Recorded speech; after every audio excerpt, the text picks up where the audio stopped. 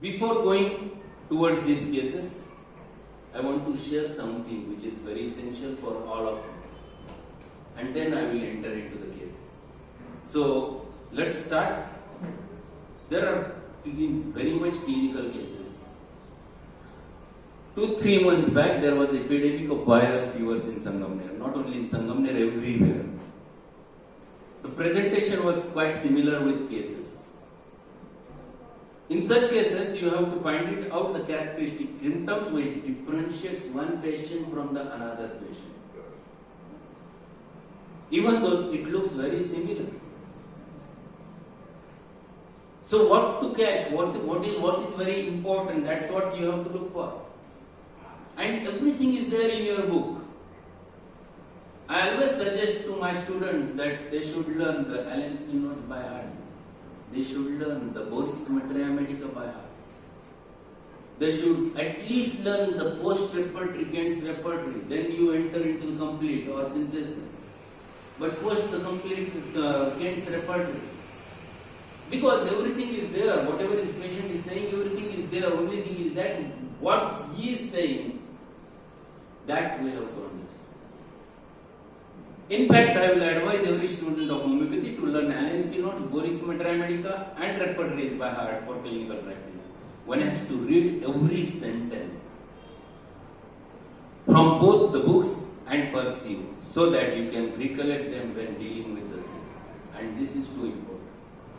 I will share one Materia Medica, how to learn the Materia Medica from Materia Medica. Only one paragraph.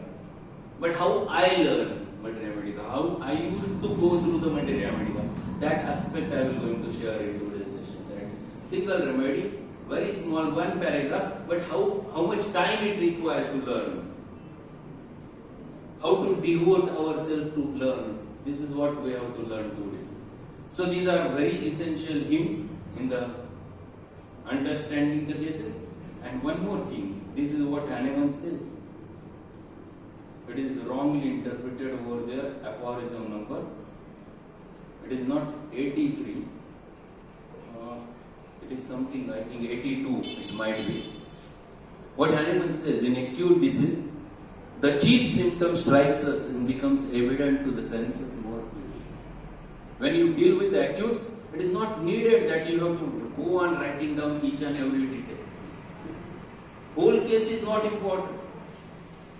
Because the chief symptom strikes us very easily, it becomes evident to your senses very easily, and hence much less time is requisite for tracing the picture of the disease. You don't require so much of time for acute case to deal with, and much fewer questions are required to be asked, as everything is self-evident. Only thing is that you should be alert to catch what patient is saying. I will share one case where I don't have a time to ask any question. Now, at that time, it was when I dealt that patient, it was nearly about in 1999 or 2000. Now that fellow is doing very good job. He was a very small child at that time. He brought to me by his mother early in the morning at 9 o'clock when I opened my clinic. And he was there in front of me, and she asked, "Doctor, see what has happened to Ketan. He is not talking. He had one vomiting and he is not talking." So I asked him, "Just lie down." It was very difficult for him. She just lifted him and taken to the examination table, and when I examined, he was pulseless. No time to think what to do. She told he had one vomiting. I asked what he has eaten. She said there was one chapati from yesterday's dinner. I have given it with milk. He has consumed that, and after 15 minutes he had vomiting and he is not talking. And he was in a pulseless state. You don't have time to ask any questions. What you have to ask, you have to work practically. You have to use your sixth sense. You have to understand that what is happening. one vomiting and patient goes into shock, it means something. It means that it is food poisoning. Otherwise, it never happens. If he has to go into shock, it requires 10-15 vomitings, then circulatory failure, then shock, then it's a common thing. But here it is just one vomiting patient enters into shock, it means there is something. And that is food poisoning. And when food poisoning is there, first thought should come your mind, that is the arsenic album. I put a drop of arsenic album on his tongue, 200, directly. I lift him as it is in horizontal position in my hospital. Till that period, his pulse returned. I have given just one point of the IV fluids. Finished, nothing else was given. In the evening, he was discharged and he recovered completely. This is what is a thing which you have to understand. You have to catch. When you deal with the acutes, you have to understand what is happening, what is going on, what is the thing which you have to understand, perceive. And this is what you have to look, and this is what Hahnemann wants to tell you. So it never requires so much of time to treat those cases, to go deal with the patients, understand the case. It is not like that. Here the things are quite simple. Only thing is that you must have the knowledge of the Materia Medica and practical knowledge to apply it at that same time. So perceiving play a very vital role in acute diseases. And so we'll start with the case number 1. It was a case of acute case. Patient was brought for the severe joint pains with fever since 15 days. Who has taken lot of antibiotics, anti-inflammatory with steroids for the same without result. And it was this state nowadays we get lot of patients. In last month or 2 months back, there were attacks of those viral fevers. They used to do lot of investigations, labeled them rickettsial fever. By giving the names, it doesn't matter. But it never treats the patient, and they were using steroids, they were using the anti-inflammatories without result. And patient is coming to you in a rheumatoid state, in a rheumatic phases. So he had intermittent fever with wrist, ankles, knees swollen and backache associated with the bilious headache. Aggravated 10 a.m. increasing till 3 p.m.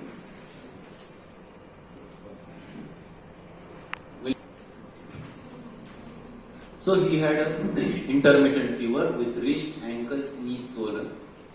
There was backache associated with bilious headache, aggravated 10 a.m. increasing till 3 p.m. It was a very characteristic modality which he has given. Very important modality in fact.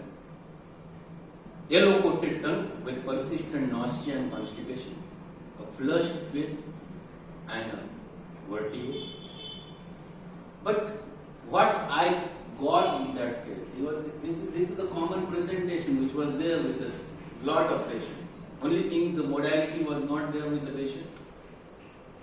And what he said, most characteristic symptom which was explained by the patient is, Doctor, I'm not able to sleep due to the constant deep, dull, severe pain in the shin bones. And he explained, Doctor, this is where I'm getting severe pains. I could not sleep whole night. It disturbed me a lot. So what happens? We have a remedy, we try one another, we get partial results. We used to use the bryonia, rustox very commonly, eupatorium very commonly. Patient feels better but not completely cured number of times. He feels better, definitely. If you use the bryonia, patient feels somewhat better because some of the features might be a similimum. Patient might be felt better with the rustox sometimes. Some of the features disappear. But he never felt completely better.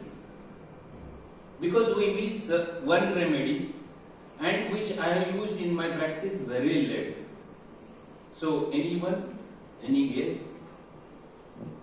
I know. That is quite difficult. But this I have used in this epidemic number of times. Whenever I am not getting results with the common remedies, I used to look towards this remedy. And it gave me a very good results. Any idea? This I have used with this patient and fantastic result I have achieved. The remedy was polyporous. It is polyporous pinicola. This is good remedy in such a case.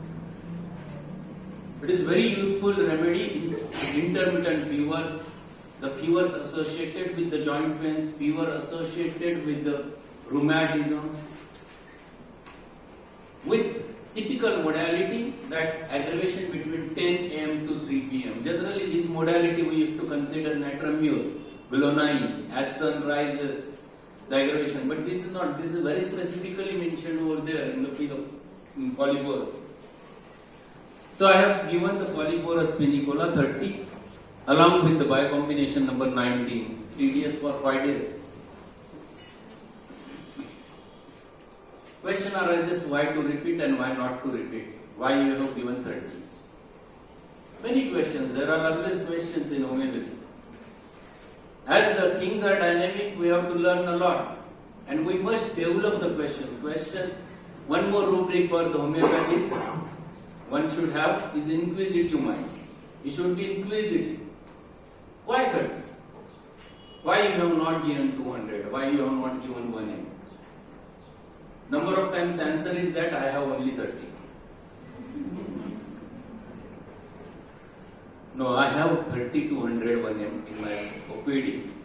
But in this case, it was the subacute rheumatism which was developing.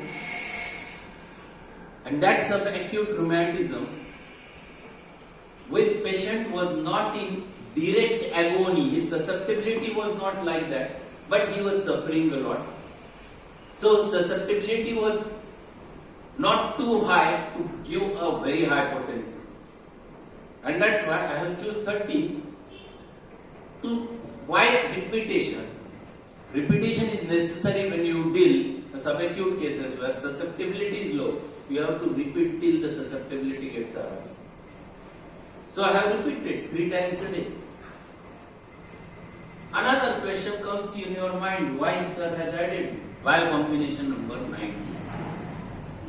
So we have to learn both the aspects. We have to learn the remedy also.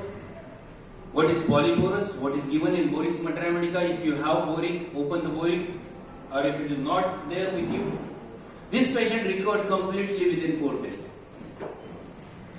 So I will share the Materia Medica over there on the screen. This is polyporous pinicola. It is fine agaric. Useful in intermittent, remittent and bilious fevers. What is bilious fever? Fever associated with bilious vomiting. If he is having bilious temperament, vomiting, sour vomiting, bilious vomiting, where liver is at the problem. What do allopaths do? They give the prescribed antibiotics. After prescribing the antibiotic, they check the liver enzymes and liver enzymes are raised. It is only because of antibiotics liver enzymes are raised. It is not because of fever.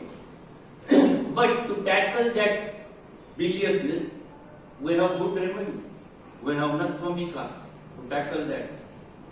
If patient comes to you with such types of states, Naxvomica is one remedy one should not forget, that if because of antibiotics, because of antipyretics, because of steroids, if the patient has a severe biliousness, lot of vomiting, loss of affection toward the food, he is in a poor state, doesn't have strength to do anything. His fever is vanished but he is in a poor state, then Naxvomica is good remedy in a repeated dose.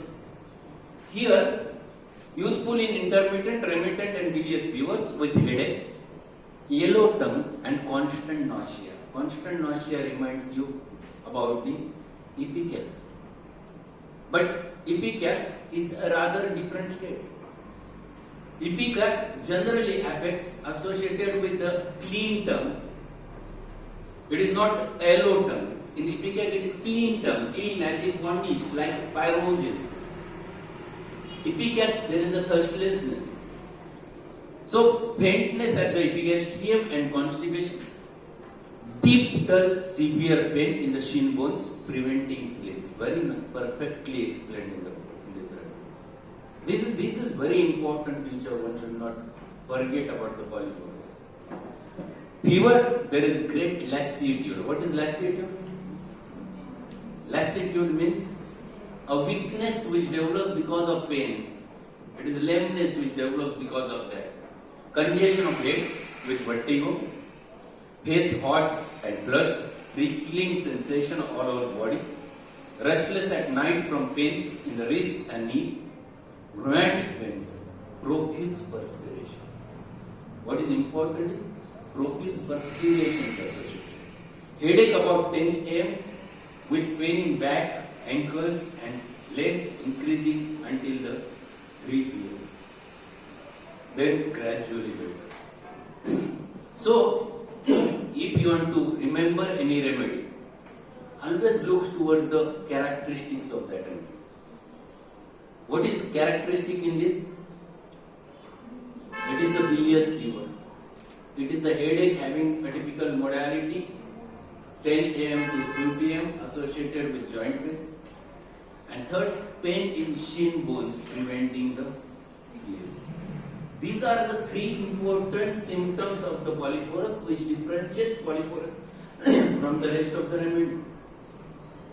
This remedy I have utilized, or I am utilizing since last 2-3 years. Before that I have not utilized this remedy.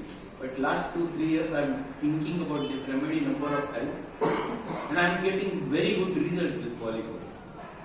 So we have to understand polyporous in that manner. Then why I have selected the biocombination number 90? Is it necessary? First important thing I have told at the start, I am doing practical aspects. I am dealing with practical.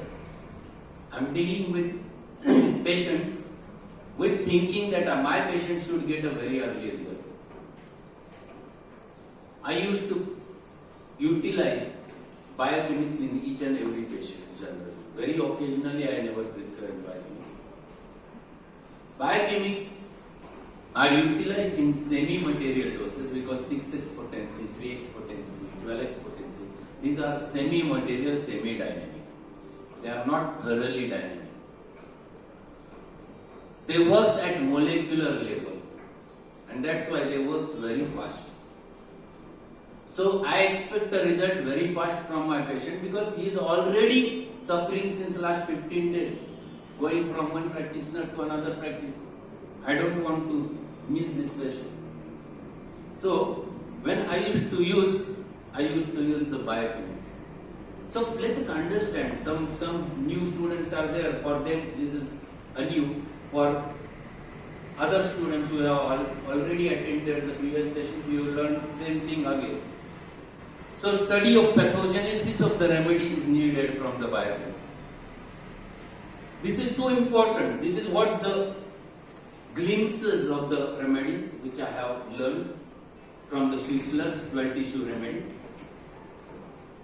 So these are very important.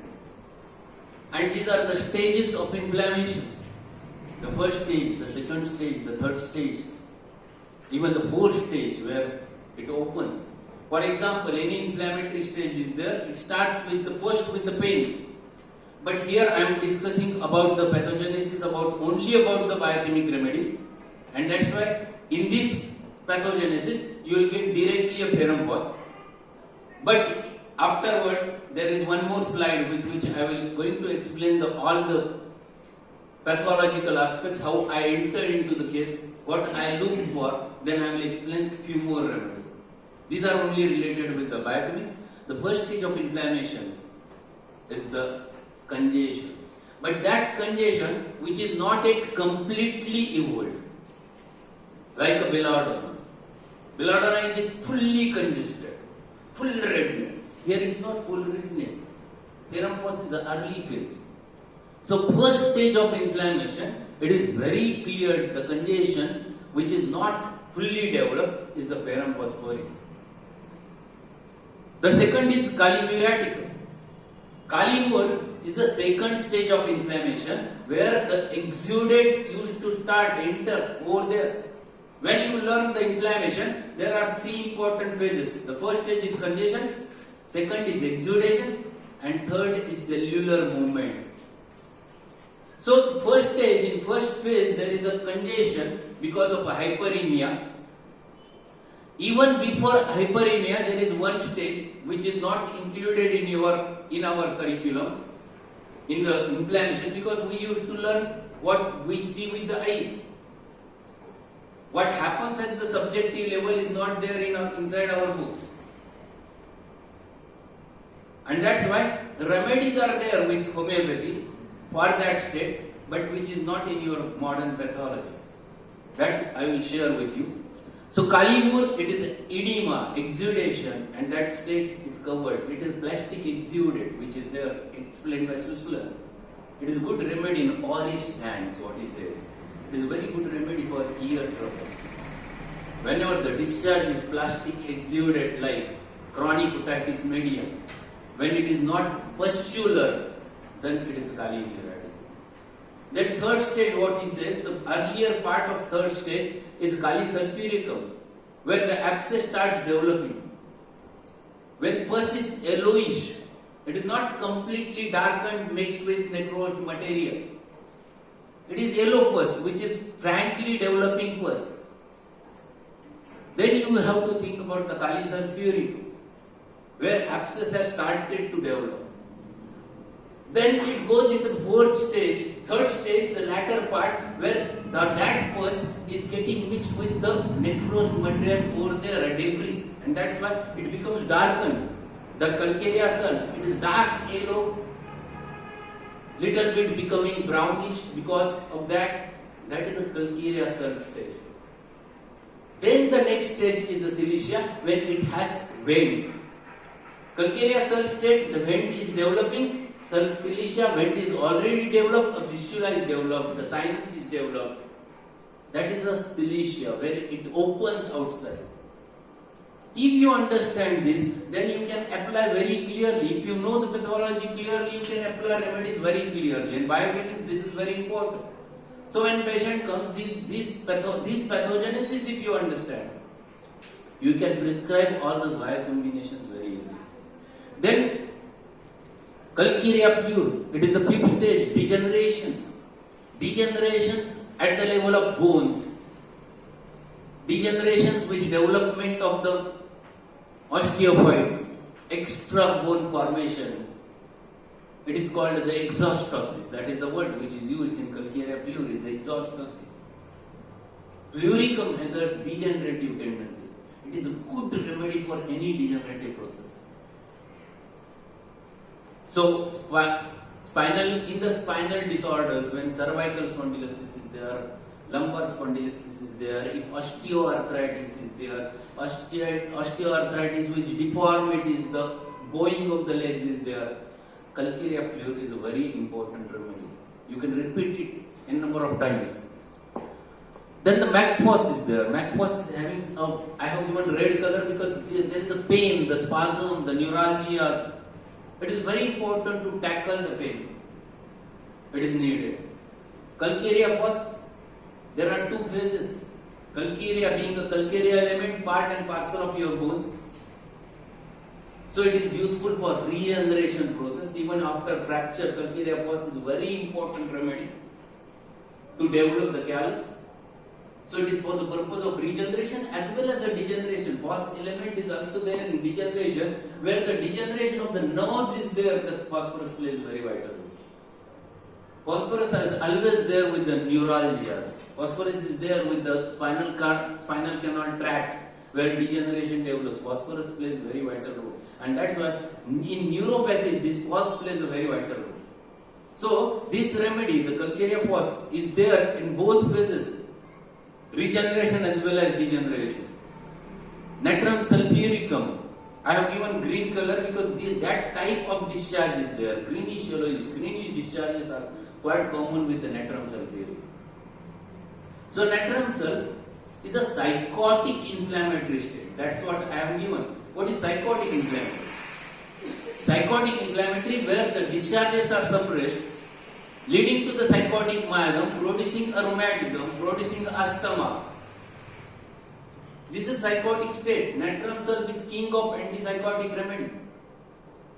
So, to treat the psychotic rheumatism, this remedy plays a very vital role.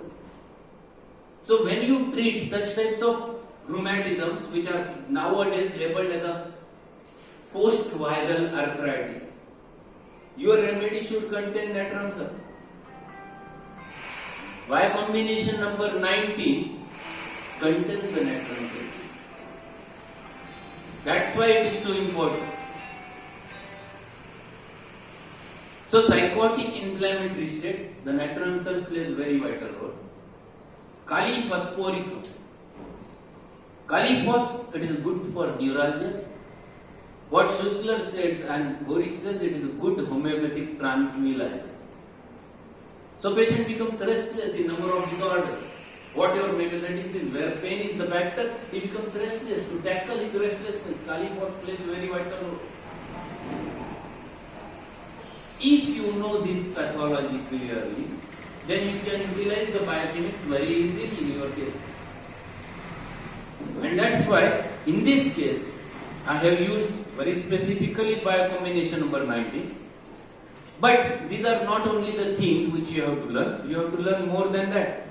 There are 28 biocombinations worldwide, which are labeled or which are called as a WHO recommended 28 combinations. If you know the names, it's good. If you don't know names, it's okay. But you must know. If you know, you can utilize with the help of names. But if you don't know, you have to learn them by name and then you have to do one work study. There are 28. I used to tell my students that at least you know 12 biochemic remedies and 28 biocombinations. Finish. You can sit under any tree and you can start your practice. Patients will be there. So first is anemia, second is asthma, third is colic, fourth is constipation, fifth is coryza, the sixth is cough, 7 is diabetes, 8 is diarrhea, 9th is dysentery, 10 enlarged tonsils, 11 fever, the 12 headache, the 13 leukorrhea, 14 measles, 15 menstrual troubles, 16 nervous troubles, 17 piles, 18 pyorrhea, 19 rheumatism, 20 skin complaints, 21 teething troubles, 22 scrofula, 23 toothache, 24 mental exhaustion, 25 it is the indigestion, 26 easy perturbation, 27 lack of vitality, and last 28 is a general tonic. And these are very, very useful in your practice. Either use by name or consider one important thing. Please don't go only on names. You must know what exactly it contains. So contents are very important to understand. So in this patient I have utilized biocombination 19 because one of the ingredient in this is the natrum sulfuric. So this was the combination, biocombination 19. What is there? There is a ferrum phos, the kali sulf, the mac phos, the natrum sulf. So usefully in psychotic inflammatory rheumatism. So first stage of inflammation is covered with the ferrum phos. Even the third stage of inflammation is covered with the kali sulfuricum. The pain, the spasm, the neuralgia, that has been tackled with the help of mac phos. And most important in your combination is the remedy which you desire in that patient, is the natrum sulfuric. Natrum sulf recovers this inflammatory rheumatism. Whether it is gout, whether it is rheumatoid arthritis, whether it is any SLE, systemic lupus erythematosus, where inflammation is the cause behind the rheumatism, natrum sulf should be there from the biochemistry. And that's why in such types of rheumatism, I used to consider this biocombination number 19, not for osteoarthritis. When degenerative arthritis is there, it is not, there is no role of natrium sulfate. It is typical inflammatory, and that's why we know the rheumatism clearly. There are three varieties of rheumatism. First is inflammatory, second is metabolic, and third is degenerative. Out of which, in inflammatory, natrium sulfate plays a very vital. So, in inflammatory as well as metabolic also, the natrium salt plays a role, because in metabolic, it is a gouty rheumatism. And gout is also covered under the natrium salt. Uric acid diathesis is there with the natrium salt. Gout is a psychotic disorder, and that's why that also covers under the same thing. So for the inflammatory rheumatism, for the metabolic rheumatism, this plays the role. And that's why that patient was very easily recovered with the help of these two remedies. Within 4 days, when he returned, he was very happy. The first sentence was there, "Doctor, why I never came to you for the first time?" That was the question.